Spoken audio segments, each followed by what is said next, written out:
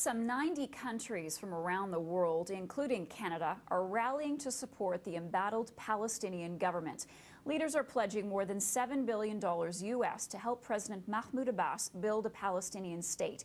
It's a massive sum that beats the Palestinian government's own expectations and had been asking for about $6 billion U.S. over 3 years. Canada is committing $300 million over the next 5 years. The world leaders met today at a conference in Paris. Peace talks resumed last week after 7 years of deadlock. International aid is seen as key to making that process work. Ziad Asali is the president and founder of the American Task Force on Palestine, a nonprofit, nonpartisan organization based in Washington, and he joins me tonight. Where is this money specifically going to go? Where is it needed?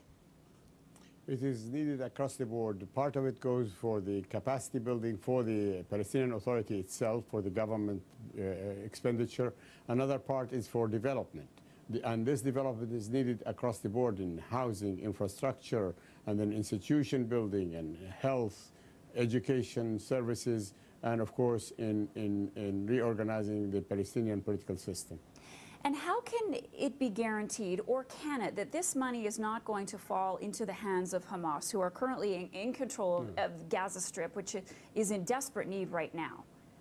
Yes, there will be humanitarian aid to the Gaza Strip and to the people of Gaza, but it will not go through Hamas authorities whatsoever.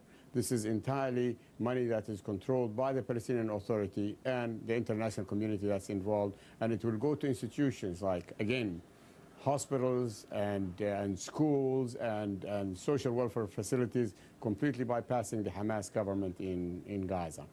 And is there any sort of support on Israel, or what should Israel do to reduce the checkpoints so that people and goods can move freely, and so that that economy starts to grow and that machine starts to run? Yes. Being the occupying power in the West Bank, Israel has incredible authority and power over the success or the failure of the development of the Palestinian society by removing checkpoints and increasing mobility and facilitating the cooperation with the security systems of the Palestinian Authority in order to make sure that there is law and order and there is reasonable movement of people and goods. There is no building an economy without reasonable movement of people and goods.